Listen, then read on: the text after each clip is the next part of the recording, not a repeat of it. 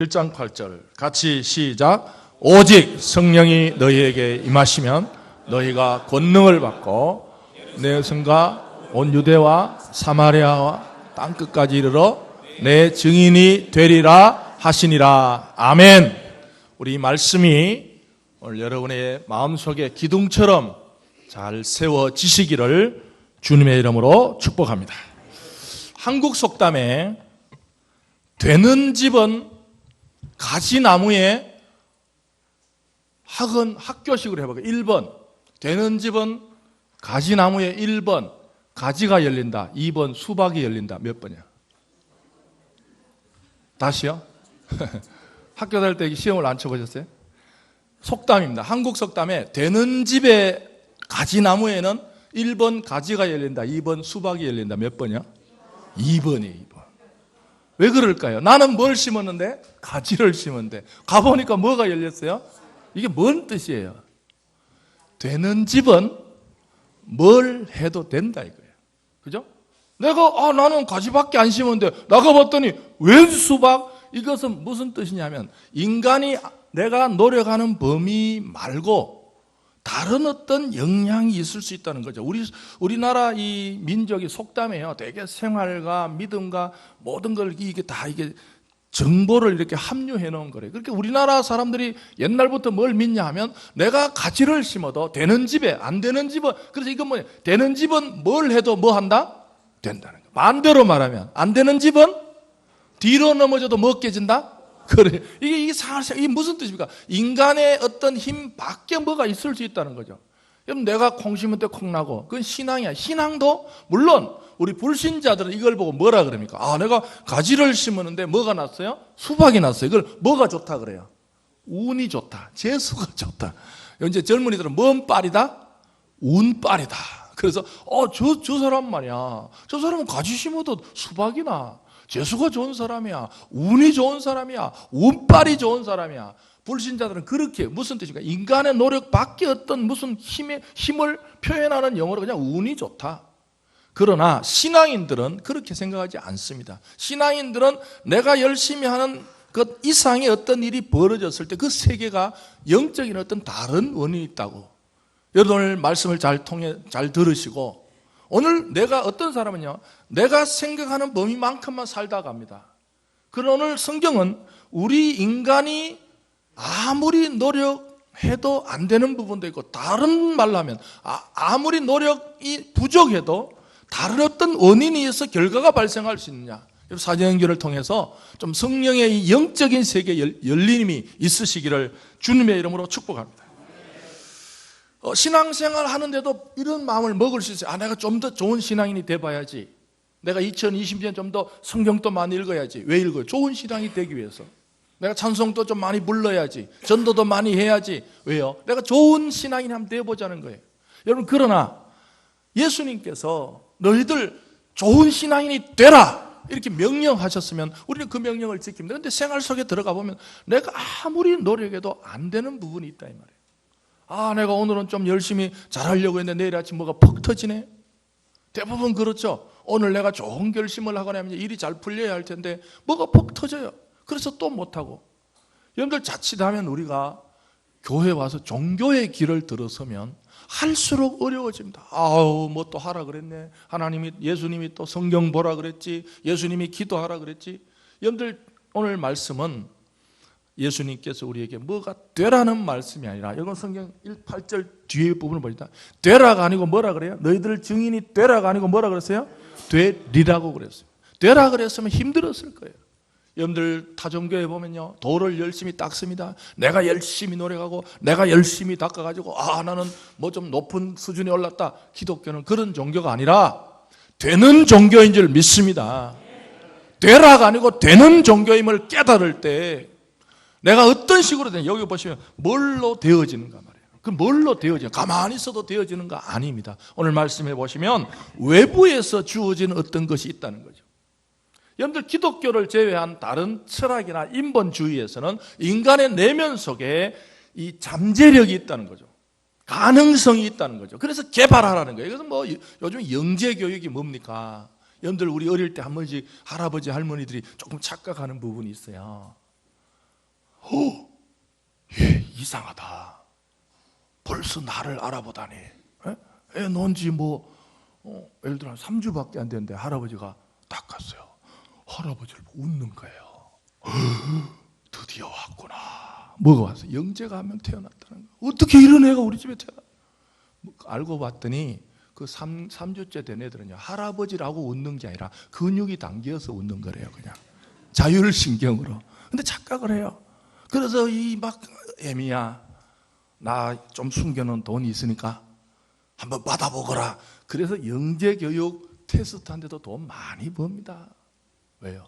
혹시 이 인간의 내면 속에 잠재력이나 가능성이 들었는데 어릴 때부터 내가 그걸 못 개발해주면 안 되지. 내가 할아버지라서, 내가 할머니라서, 내가 돈을 왜 벌었는데, 내가 돈을 왜 모았는데, 내 우리 자손들 한번 잘 돼.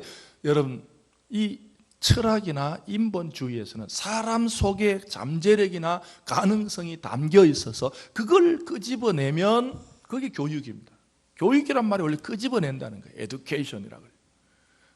그러나 물론 어느 정도 잠재력을 개발시킬 수 있고 가능성을 끄집어낼 수 있지만 성경은 인간 속에 뭘 끄집어내 가지고는 어느 정도는 효과가 있을지 모르겠어요. 궁극적으로는 사람이 변하지 않고 외부에서부터 주어지는 것이 있어야 사람이 변하는 줄 믿습니다. 그래서 뭐가 주어지는가? 오늘 말씀해 보시면 너희에게 8절 오직 뭐가요? 성령이 너희에게 뭐 하시면? 임하시면. 할렐루야. 이 인간의 진정한 변화는 노력에서 되는 게 아닙니다. 끄집어낸다고 되는 게 아닙니다. 결심한다고 되는 게 아닙니다. 다짐한다고 되는 게 아닙니다. 성령이 우리에게 임하실 때 우리는 다른 존재가 될 줄 믿습니다. 그러면 임한다는 뜻이 뭔가? 임한다는 뜻이요, 단순하게 온다는 뜻보다 더 적극적으로 갑자기 습격하다는 의미가 있어요. 성령이 우리에 오실 때는요, 그냥 오시는 게 아니라 갑자기란 말은 내가 예측하지 않은 순간에 습격한다는 말은 내가 거부할 수 없이 나는 이런 분 있죠. 나는 요즘 바이러스도 있고 몸도 컨디션도 안 좋고 오늘은 조용히 예배드리고 빨리 집에 가야지. 하나님 오늘은 나한테 오지 마세요. 나 요즘 컨디션도 안 좋고 돈벌이도 좀 힘들고 자식 새끼도 말썽 부리고 몸도 컨디션 안 좋고 나 오늘 아니야. 오늘 그냥 집에 갈래. 어떤 날은 또 몸이 좋아요. 몸도 좋고 마음도 좋고 또 뭔가 이상한 또 숨겨놓은 뭐가 또 찾아가라 그래서 한 2억 찾고 그럼 기분 좋죠. 이런 날만 성령이 오시는 게 아니에요. 성령은 인간의 감정이나 조건 따라서 오는 분이 아니라 여기 성령이 오신다는 것은 하나님의 때와 하나님의 방법에 맞춰서 성령이 우리에게 갑자기 우연히 우리에게 오시는 줄 믿습니다. 오늘 7절에 보시면요, 때와 기한은 아버지의 권한에 두셨으니 너희의 알 바 아니요. 인생 살아가다 보면요, 사람이 사람의 때는 잘 분석하지만 하나님이 우리에게 오시는 때, 성령님이 우리에게 오신 때, 예수님이 이 땅에 다시 오시는 때는 사람의 권한이 아니라 예수님의 권한도 아니고 하나님 아버지만이 알고 계시는 그 때와 기간을 믿으시고 오늘도 하나님의 성령, 하나님의 오심을 기대하는 성도가 되시기를 주님의 이름으로 축복합니다. 여러분, 영이 오신다는 거죠. 성령이 갑자기 오신다는 거죠. 이 영의 이야기는 일상적인 이야기가 아닙니다. 이 영의 이야기는 교회에 와서 이 부분이 이제 어려워지는 부분이에요. 그냥 하나님이 그냥 양복 입고 딱 나오시면 바로 알아채죠. 물리적으로 오시면 우리가 모를 수가 있어요. 그런데 오직 너에게 뭐가 임하시면? 성령이 오신다니까 이게 말하기가 곤란한 거예요. 보이지 않아요. 여러분들 추상적인 것은 보이지 않습니다. 여러분들 어머니를 사랑하십니까? 두 분만 사랑해요. 다시요. 어머니를 사랑하십니까? 사랑을 볼 수가 있습니까? 없어요. 이런 추상적인 거는 눈에 보이진 않지만 존재하는 것들이 많다고요. 정신, 마음, 사랑, 이것은 존재는 인정을 해요. 대표적인 게 시간입니다. 여러분 시간에 대부분 집사님 시간이 있으세요? 여러분 정말 시간이 있어요? 시간이 있어요? 쓰잖아요 그냥. 그런데 그게 제일 헷갈리는 말이 시간이래요. 철학적인 말이 시간. 집사님 시간 있어? 뭐가 있다는 거예요? 시간이 어디 존재합니까? 이게 상당히 복잡한 문제예요. 그래서 성령이 오신다는 게 영에 대한 문제가 쉽지 않습니다. 그래서 예수님도 저만 어려운 줄 알았더니 예수님도 어려웠어요. 이 부분은. 왜 어려운가? 영이 보이질 않아요. 그래서 예수님께서 니고데모에게 성령을 설명해 주는 장면을 가면 제가 이 부분을 보면서 예수님도 어려웠구나. 오늘 설교 노트 보십시다. 예수님도 니고데모에게 성령 이야기는 상당히 어려운 이야기예요. 3번에 보시면 요한복음 3장 8절 예수님께서 니고데모에게 성령을 이야기해 주는 게 잘 말이 안 되는 거예요. 이게 눈에 보이면 야 니고데모야 성령 여기 있어 이렇게 말해주면 되는데 안 보이니까 예수님께서 3장 8절에 시작 바람이 임의로 불매 내가 그 소리는 들어도 어디서 와서 어디로 가는지 알지 못하나니 성령으로 난 사람도 다 그러하니라. 아멘. 예수님께서 니고데모에게 성령 이야기를 하는데 너는 바람 소리는 들을 수 있지만 바람 자체는 보지 못합니다. 여러분들 바람의 존재를 인정하죠. 바람을 어떻게 합니까? 바람을 보고 바람을 인정합니까? 우리는 바람이 있는 뭘 보고 인정합니까? 현상을 보고 인정을 합니다. 여러분들 집에 가서 산에 가서 나뭇가지가 막 흔들려요. 이런 분이 계십니까? 나뭇가지가 막 흔들 때 나뭇가지가 세차게 흔들리는구만 그런 사람 있어요? 우리는 나뭇가지 흔들리는 거 뭘 이야기합니까? 오늘 뭐가 많이 부네? 바람이 많이 부네. 바람의 존재를 말할 수 없지만 바람이 있는 증거로 현상이 나무가 가지가 흔들릴 때 바람의 존재를 인정할 수밖에 없어요. 여러분들 여자분들이 빨래를 널고 나서 빨래가 막 흔들려요. 이런 분이 계세요. 오늘 왜 이렇게 빨래가 많이 흔들리지? 빨래가 미쳤나? 그런 사람 봤어요? 우린 뭐라고 해요? 빨래가 흔들리는 현상을 보고 뭔 존재를 떠올립니까? 오늘 바람이 많이 부나. 바람이 많이 부는구나. 똑같습니다. 예수님도 이렇게 말씀하셨어요. 여러분들 성령이 우리에게 오시면 눈으로 현상은 없지만 이 사람 속에 나타나는 현상 때문에 그 사람이 성령이 그 인생에 오셨는지 안 오셨는지를 알 수가 있다 이 말이에요. 오늘 말씀해 보시면 교회에서만 들을 수 있는 얘기가 있어요.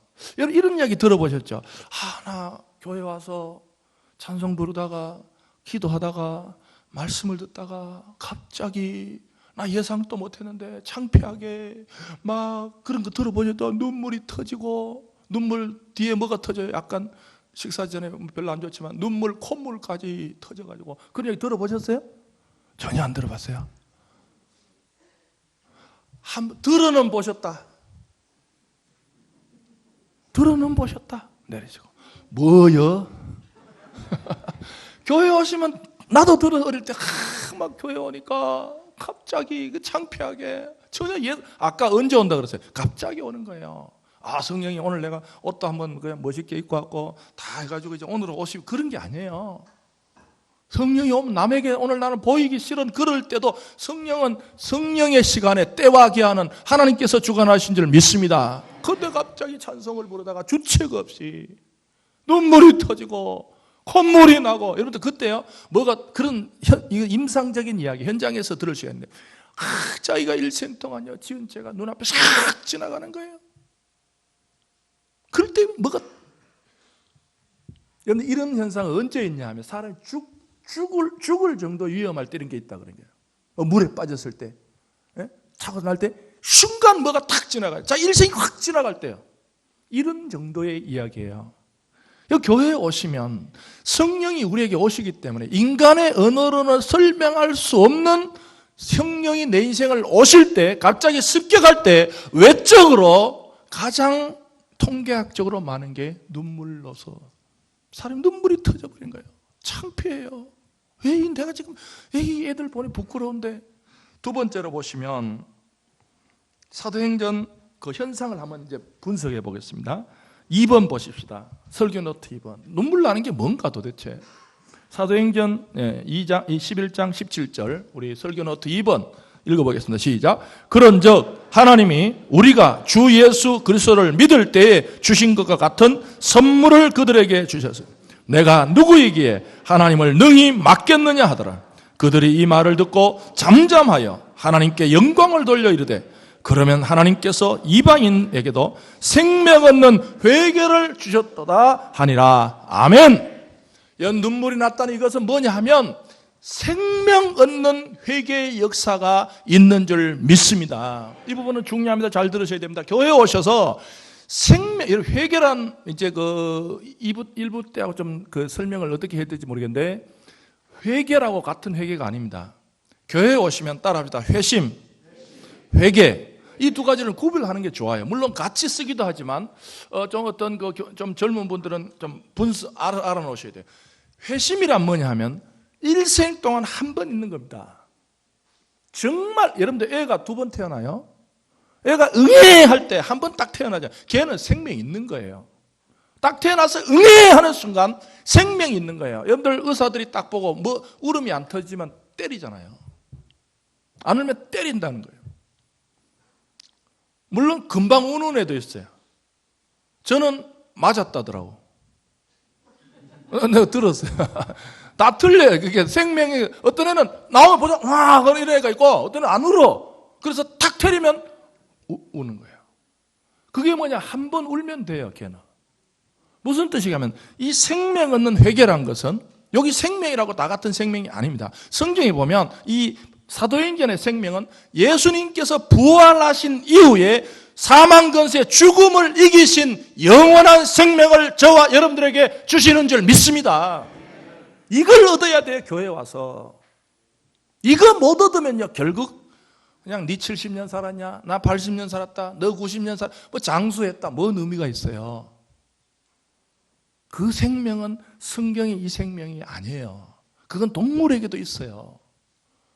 여기 이 생명 얻는다는 것은 그런 육신의 생명을 말한 것이 아니고, 회개로 통한 회심, 이게 회심이라 그래. 한번 회심은 자꾸 할 필요가 없습니다. 일생에 한 번 내 이 인간적인 유한한 이 목숨, 숨쉬는 이 생명 말고 영원한 예수 그리스도의 부활을 통해서 획득한 부활 생명이 저와 여러분들의 영혼 속에 들어오는 줄 믿습니다. 이럴 때 현상적으로 회개가 터지는 거예요. 할렐루야. 회개가 터지는 거예요. 터지는 거. 회개하는 게 아니에요. 그리고 두 번째, 아까 회심과 따라합니다. 회개. 회개는 뭐냐면 회심한 사람이, 여러분 뉘우치는 거하고 달라요. 불신자들도 그건 뉘우치는 거예요. 이 생명이 있으면요, 잘못하고 나면 회개가 터집니다. 너가 회개해. 너가 회개해. 그래서 회심한 사람이 일생 동안 큰 일이 있을 때마다 작은 일이 있을 때 큰 죄 작은 죄 다 생각이 나요. 그럴 때 하나님께서 회개시켜 주시는 줄 믿습니다. 회개하는 게 아니에요. 회개하는 게 아닙니다. 회개는요, 이 조직 신학에 보면 성령의 역사인 줄 믿습니다. 생명이 있으면요, 저는 그래서 잔소리 할 필요 없어요. 성령의 역사가 그 생명으로 들어가면 가만히 놔둬도 자기가 알아. 시간 문제, 이제 조금 성질이 좀 그런 사람은 하루 만에 오는 사람도 있고, 좀 느긋한 사람은 이틀 만에, 가만히 놔둬도 됩니다. 사실은 목사가 막 벌스럽게 당신 그 지적할 필요도 없어요. 이 속에 생명을 얻는 회개가 한번 있는 사람은 생명 때문에 이물자리에 자꾸 들어가면 성령께서 자꾸만 깨닫게 해 주셔가지고 회개시키는 줄 믿습니다. 회개가 되는 거예요. 내 힘으로 회개하는 거 아니에요. 내 힘으로, 뉘우치는 건 내 힘으로 해요. 아이고 잘못됐구나, 아이고 그러지 말걸. 뉘우치는 거하고 회개하고, 회개는요 생명을 얻어놨기 때문에 이 참 생명이 내 영혼 속에 들어가 있으니까 뭐가 자꾸 들어가니까 걸려.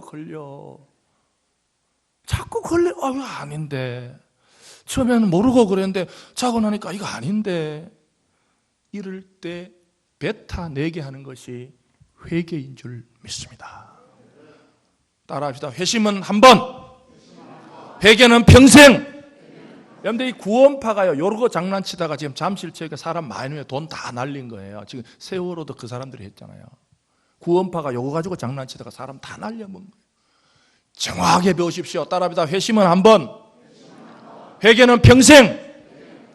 그래서 성령이 우리에게 갑자기 습격하시면, 나도 모르는 예측하지 못한 순간에 성령께서 나에게 습격을 해버리면, 원래 이게 말은 별로 안 좋은데 덮친다는 말이더라고. 성령이 한 인생을요 덮쳐버리면 그 영혼 속에 생명 얻는 회개가 터지는 줄 믿습니다. 그럼 이 사람 살은 거예요. 이제는 이 사람 가만히 놔둬도 그 속에 생명이 있기 때문에 영원한 천국 백성 될 줄 믿습니다. 여러분들 강남 성모병원 소아과 이모 교수가 있습니다. 제가 성함은 안 밝히는데 여러분들 이분들 다 공부도 많이 했잖아요. 매일 병 고치는 의사잖아요. 명의더라고. 강남 성모병원 소아과 의사. 나는 세상에 깊이 빠져있던 내 죄를 고백하며 눈물 콧물로 기도를 이어갔다. 할렐루야. 의사도 별 수 없어요. 세상 지식 많고 지성인 영의 세계에 들어가면 생명 없는 회개가 터질 때 나는 세상에 깊이 빠져있던 의사니까 그냥 무늬만 예수 믿은 무늬만 교회에 나온 거예요. 무늬만 기독교인이에요. 그러다가 하나님께서 덮치니까 성령이 덮쳐버리니까 눈물 콧물로 회개한 줄 믿습니다. 좀 더 이게 알려진 분은 제가 2번 말씀드렸는데 개그맨 조혜련 집사님. 이상한 종교 믿다가 요즘 돌아왔잖아요. 옛날에 이상한 거 아시죠? 이상한 거 그거 믿다가 요즘 돌아왔다 정신 차렸더라고요. 조혜련 집사님, 개그맨 조혜련. 나는 세례받기 전부터 내 얼굴은 온통 눈물 범벅이 됐다. 내가 물과 성령으로 세례를 받다니 눈물로 마스카라는 다 번져서 눈 주위가 검게 변했다. 긴장되고 떨리고 주체할 수 없는 눈물이 계속 펑펑 쏟아졌다. 사랑하는 성도들이요, 여자분들이요, 교회 와서 마스카라 한번 안 적시고 천당 간다고요? 예? 마스카라 한번 안 적시고 어떻게 천당을 간다는 말이에요? 야, 정말 한번 이런 문제는 다시 한번 놓고, 목사님 나는 마스카라 안 줘도 천당, 몰라 천당 가서 뭐 만나면 제가 내가 사과할게요. 집사님, 목사님 그때 마스카라 안 적셔도 나는 왔잖아요. 뭘 오시는 분도 계시지만 물론 그 중에는 조용하게 성령의 생명의 역사 저는 인정합니다. 인정해요. 저는 조용하게 오는 분도 있습니다. 자기도 모르게 생명의 회개가 터져가지고 주님, 나 주님 믿어요. 이제 나도 주님 자녀예요. 하나님 내 아버지예요. 그런 생명의 역사가 있으시기를 주님의 이름으로 축복합니다. 근데 대부분의 사람들은 이 회심 때는요, 자기도 레코그나이즈라고 하죠. 자기도 인식을 해요. 할렐루야. 귀신이 들어가도 모르겠어요. 예? 귀신 들어가면 지금 밥 같이 먹겠어요 오늘? 예? 어떤 분 귀신 들어가도 지금 조는 분이 계시네. 귀신 들어간데 지금 표시 안 나겠어요? 내 속에 귀신이 들어갔는데 밥 먹겠어요 지금? 집에 귀신 들어갔네. 여러분, 귀신보다 수억 배나 더 센 성령이 내한테 오시는데 어떻게 모르고 지나가요? 우리 좀 솔직하게 이야기합시다. 솔직하게 까놓고 이야기합시다. 예? 좀 털어놓고 이야기하자고요. 숨기지 마시고 교회에 오셔서. 저는 이 부분이 성경에 제일 중요한 부분이 아닌가. 지금 부목사님요, 제가 말씀드렸죠. 어느 교회 부목사님이 찬양 인도를 하다가 성도님들, 나 다음 주부터 이 교회 못 나옵니다. 사임합니다. 왜 사임해요? 성령이 생명 없는 회개가 없었다는 거예요. 나 생명 없다는 거예요 지금. 여러분, 이런 사람은 사임시켜야 돼요? 그냥 놔둬야 되겠어요? 예? 장로님들. 예. 아이고 목사님 지금 부목사를 사임시키면 교회가 술렁거리고 술렁 할아버지라도 사임시켜야 돼요. 예? 생명 없는 회개가 없으면 이건 아무것도 아닌 거예요. 저는 이번에 사도행전을 하다가 지금 생명 없는 회개가 있는 분들 감사하고 없는 분들은 여기에 포커싱 하십시오. 교회 와서 딴 거 하지 마시고 여기에 좀 집중하셔서 기대하십시오. 하나님 아버지, 내 영혼에 생명 얻는 회개를 주시옵소서. 주님 나에게 오시옵소서. 주님 내 인생을 방문해 주시옵소서. 하나님이 원하시는데 저는요, 제 인생을 살면서 제가 그런 생각, 제가 이제 성경을 보다가 사도행전 1장 17절을 보다가요, 선물이라는 단어가 제 마음속에 확 들어온 거예요. 요즘 말 훅 하고 들어온 거예요. 과연 하나님께서 나 인생에 주신 선물이 뭘까? 제가 참 그 철이 없었더라고요. 나 그렇게 돈도 많아진 것도 아니고 하나님이 도대체 내가 뭔 선물을 주셨지? 선물 그러니까 약간 하나님한테 약간 불편한 마음이 들더라고요. 예? 뭐 뚜렷하게 막 그래 신목사 너 목회 열심히 했으니까 강남 도곡동의 그 작은 빌딩이지만 내일부터 네 거다 뭐 그런 선물이 있어야 제가 눈에 확 들어올 거 아니에요. 하나님 땡큐입니다. 강남 도곡동 오케이. 근데 제가 선물을 보니까 뭐 별로 없는 것 같아. 또 뭐 어떤 사람은 자식이 선물이야 한데 자식도 어릴 때는 선물인지 자꾸 커보니까 남의 선물도 아닌 것 같더라고. 이게 그냥 자기 갈 길 가는 사람이지. 그럼 자식이 선물이에요? 우리 인생에? 예? 우리 어때? 이장님 자식이 선물은 선물인데 자꾸 커보니까 그냥 갈 사람, 어차피 갈 사람이에요. 너무 착각할 필요 없어요. 그런 거 하지 말아요. 어떻게 키우는데 뭐 어떻게 키워? 다 키워요. 그냥 가만히 놔두면 갑니다. 그래서 제가 이 단어를 보다가 도대체 내 인생의 선물이 뭘까? 저는 정말 여기 이제 보십시다. 2번 2절에 보시죠. 그런즉 하나님이 우리가 주 예수를 믿을 때에 주신 것과 같은 선물을 그들에게 주셨으니 할렐루야. 아하, 내 인생의 신목사의 인생의 제일 큰 선물은 주 예수님이 믿어지는 게 선물인 줄 믿습니다. 저는 이걸 깨달았어요. 정말 하나님께 하나님 너무 감사해요. 제가 철없이 자꾸만 물질적인 것만 생각하고 그걸 선물로 제가 회개했다니까요. 하나님 아버지 이 못난 목사를 용서해 주시고 저 선물은요 물리적인 것이 아니라 주 교회에 오셔서 주 예수님이 믿어지는 것이 선물 중에 가장 큰 선물인 줄 믿습니다. 건강 선물 언젠가 죽어요. 제가 지난주 말씀드렸죠. 땅 선물 언젠가 놔두고 갑니다. 자식 언젠가 놔두고 헤어져요. 선물 중에 선물은 믿음, 소망, 사랑이라 그랬잖아요. 천당 가도 믿음 선물은 끝까지 가져가는 선물인 줄 믿습니다. 사람이 하나님으로부터 받을 가장 큰 선물은 주 예수 그리스도가 믿어지는 선물인 줄 믿습니다. 저는 그걸 알고 나니까 너무 좀 마음이 편안해. 그래 됐어. 나 된 거야. 할렐루야. 나 하나님으로부터 가장 큰 선물을 받았는데 난 된 거야. 여러분들 하나님으로부터 가장 최고의 선물, 하나님은 저와 여러분들을 각자 가장 사랑하셔서 가장 좋은 선물, 믿음의 선물을 주신 줄 믿습니다.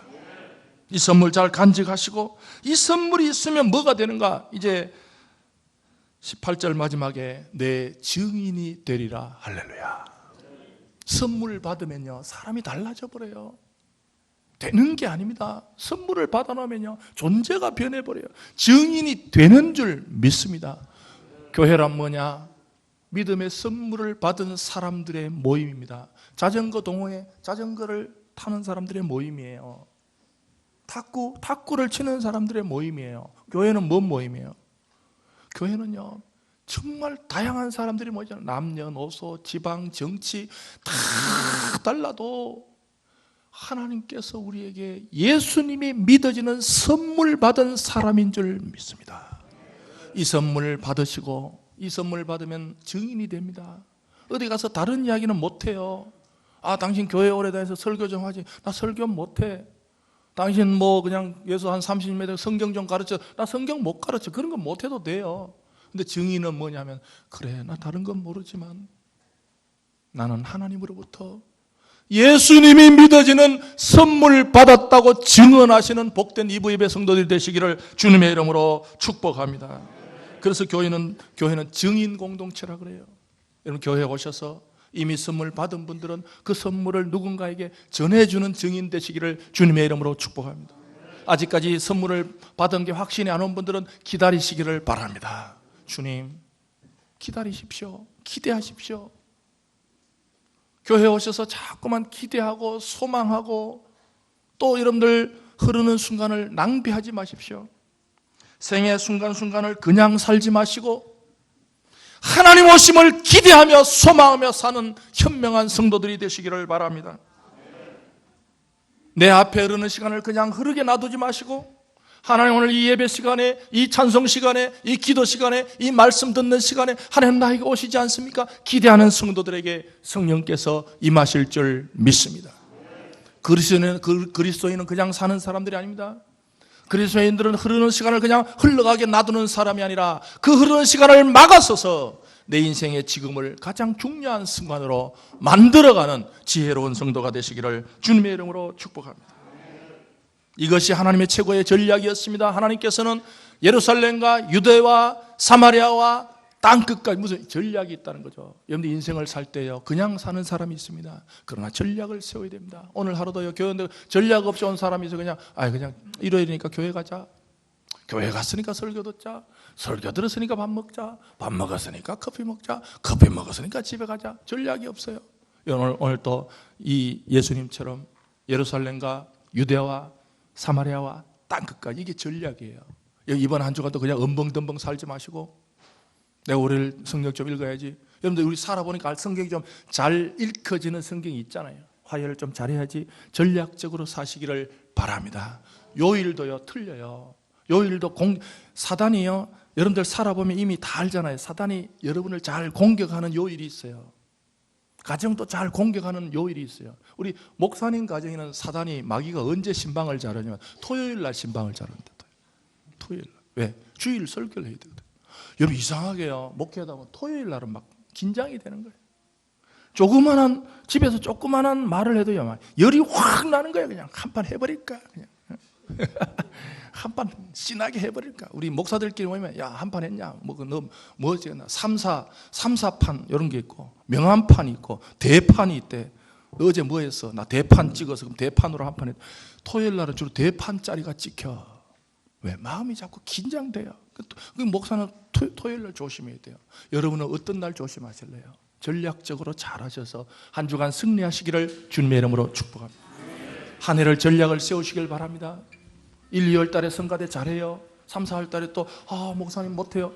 이 전략을 잘 세워서 12월까지 승리하는 우리 교사, 성가대, 찬양대 되시기를 주님의 이름으로 축복합니다. 여러분들 이제 말씀을 정리합니다. 노력하려고 애쓰는 신앙에서 노력하려고 애쓰는 신앙에서 되는 신앙인들이 되시기를 주님의 이름으로 축복합니다. 하나님이 만들어가는 성도가 되시기를 주님의 이름으로 축복합니다.